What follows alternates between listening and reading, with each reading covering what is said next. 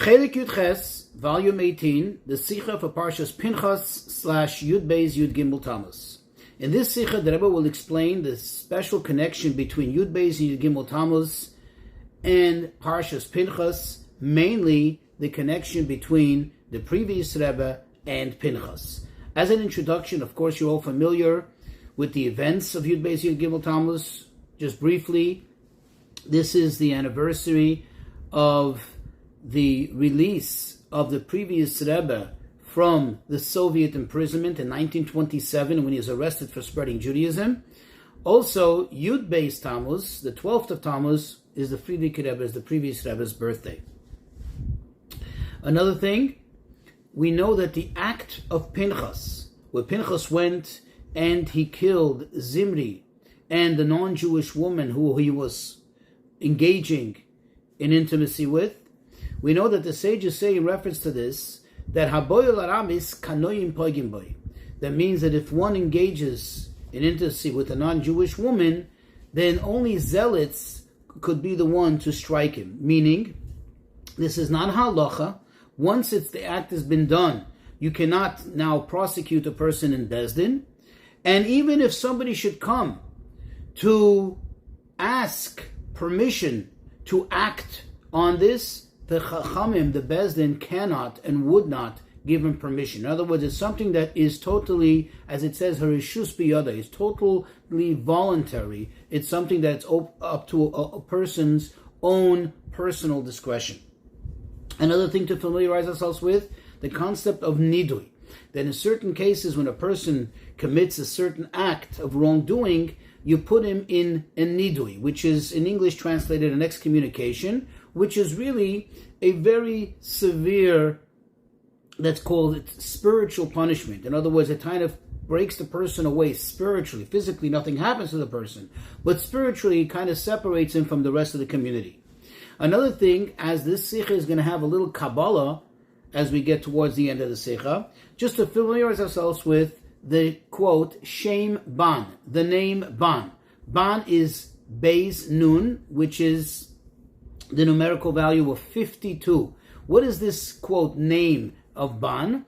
Well, we know that the name of Hashem, which is the name, the source of all creation and everything that happens in this world, is Yud K Vav K. Now, there are several different ways to spell out these letters. Thus, they form the various Shemos, the various, quote, names of Hashem. In other words, when you have, let's take Yud K Vav K and spell the Yud, Yud Vav Dalet, that will equal 20. Take Vav and spell it with Vav Vav, that is 12. So now we have 32. And I'll take twice Hey and spell it Hey, which is Hey, that's 10. So now we have 52. So thus the name Shem Ban. Okay, the expression of godliness as it goes through the channels of the idea, the concept of Shem Ban, which generally, just to put it in very simple terms, this represents the idea of implementation. So let's go into the Sicha. The Rebbe says these days, the days of the redemption of Yud Beis Yud Gimel Tamuz, in 1927, which is the actual year that the Friedeker Rebbe was freed, happened on Tuesday and Wednesday of Parshas Pinchas.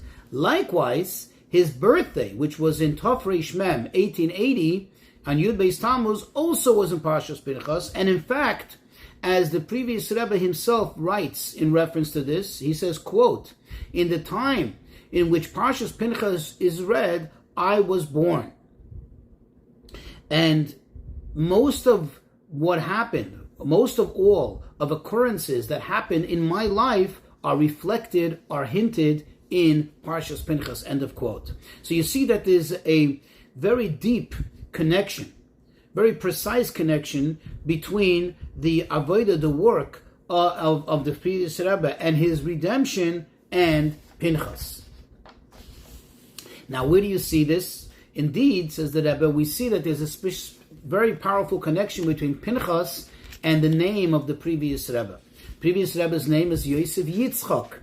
Now, Pinchas, the Zohar says, which is Gematria Yitzchak. Pinchas amounts to 208 and Yitzchak amounts to 208. So now we know when there's a Gematria in the Torah, it's not just happenstance, but it actually reflects on something of a very deep nature, a very deep connection between the two. Something that's so deep that's only reflected in a superficial manner, but really deep down as a very strong connection. And says the Rebbe, not only is there connection between Pinchas and Yitzchak, the second name of the previous Rebbe, but indeed there's also a connection between Pinchas and the first name of the Friedeker Rebbe, which is Yosef. We know that it says Pinchas is Mizari Shel Yosef. Pinchas is from the progeny of Yosef. Pinchas is a descendant of Yosef, as it says that Elazar HaKoyin took from the Benois Putiel, from the daughters of Putiel. Who is this Putiel? The Chachamim say that Putiel is Yosef.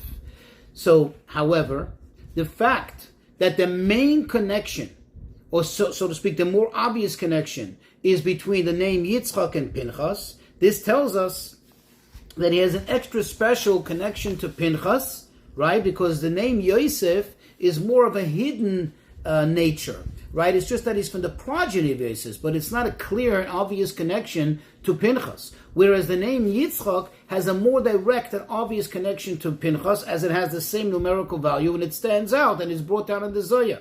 Thus, says the Rebbe, we must say, this must lead us to the conclusion that the idea of Yosef that connects to Pinchas, to the actions of Pinchas, is more of in a concealed manner, so to speak, somewhat concealed. Whereas Yitzchak is something which is more in the open.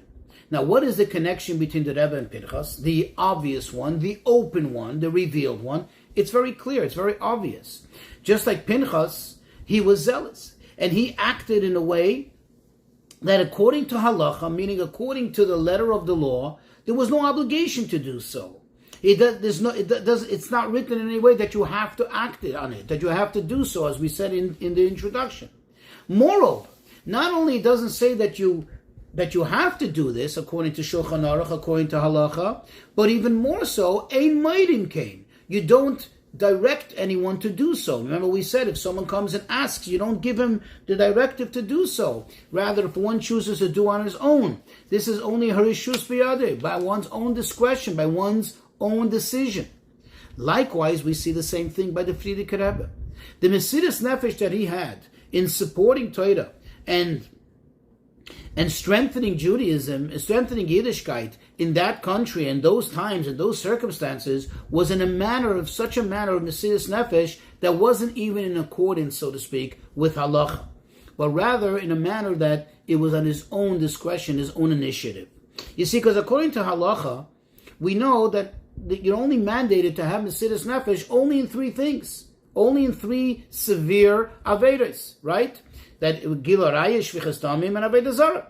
But anything else, you're not obligated according to halacha. You can be a perfectly religious Jew and not engage in Mesiras Nefesh in anything outside of those three.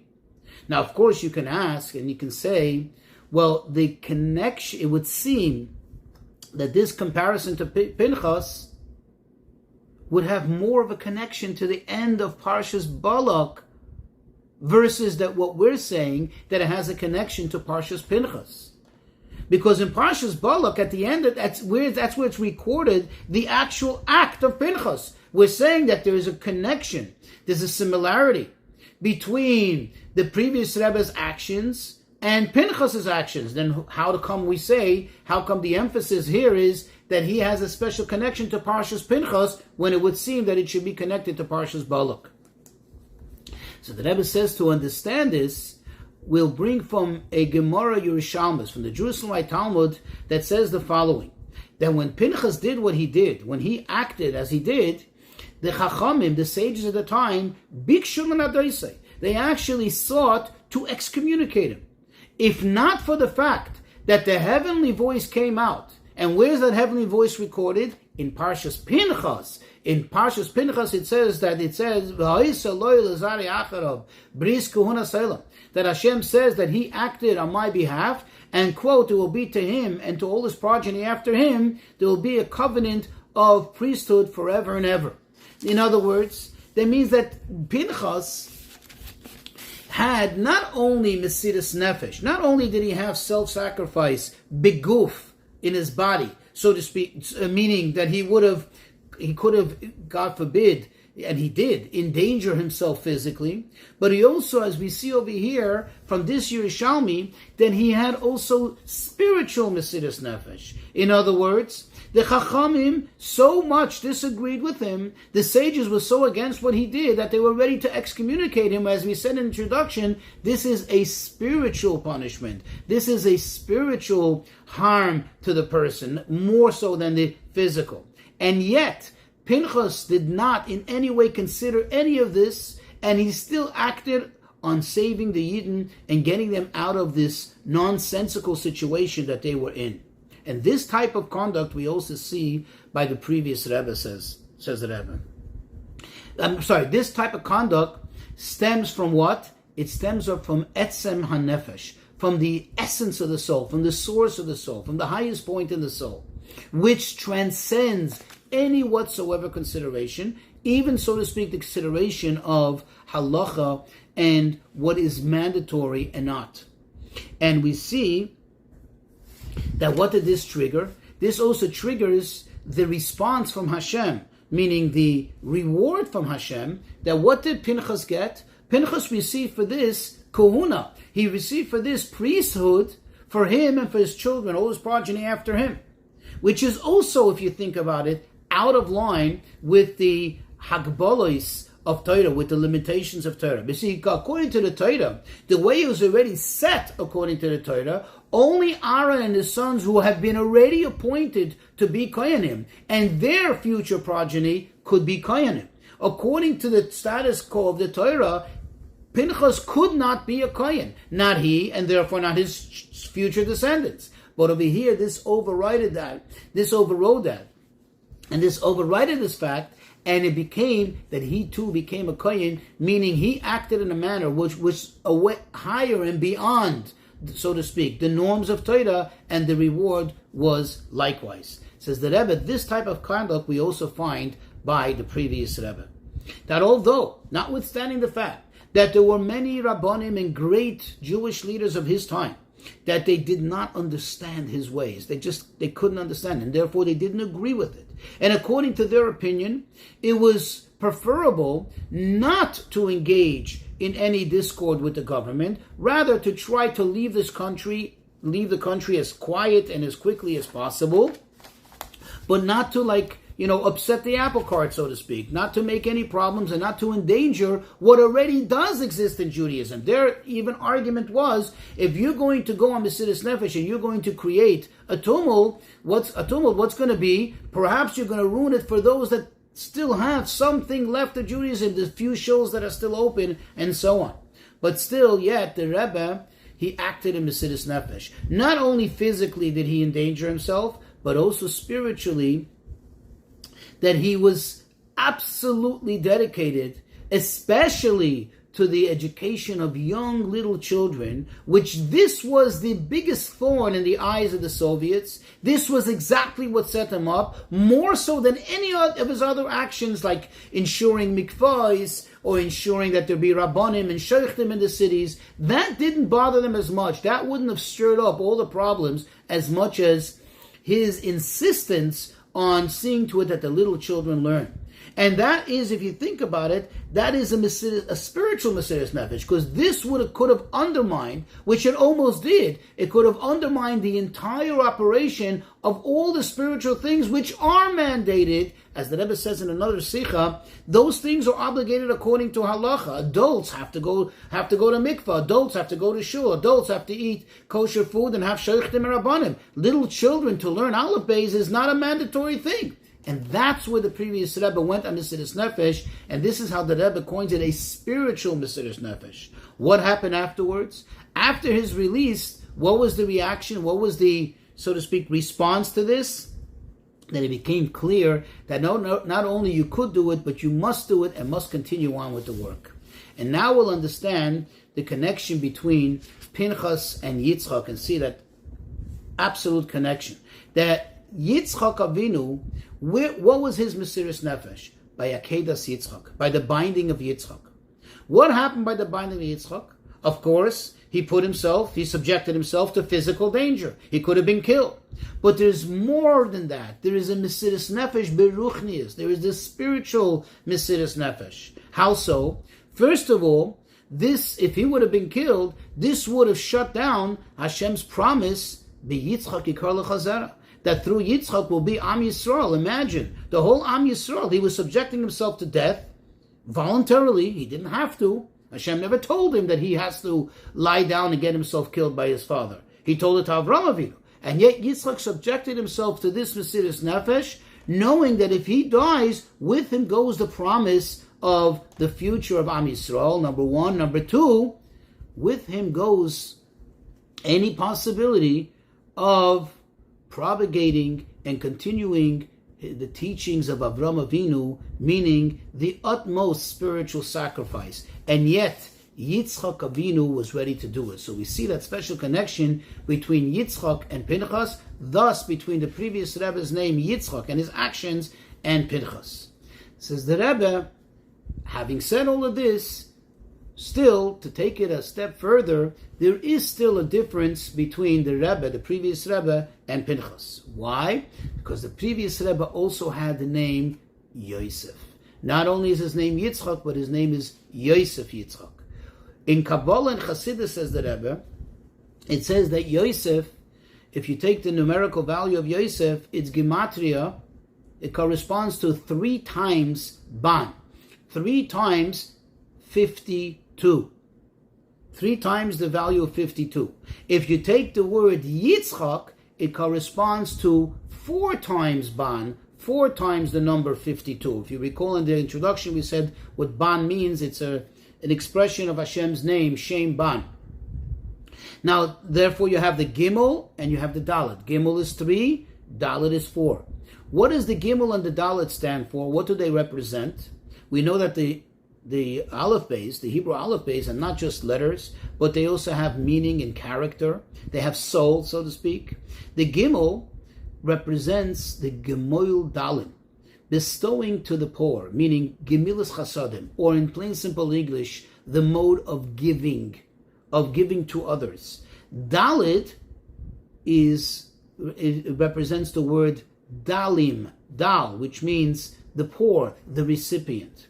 Now, in general, the giving, the Gimel, cannot be complete, cannot be whole until you have the recipient, the Dalit, who makes it whole, who completes it. In other words, even if one should, in plain simple practical example, so one should want to do chesed, one should want to give. If the recipient doesn't receive, that doesn't complete the circle, that doesn't complete the circuit of giving, because you have to have the giver and you have to have the recipient.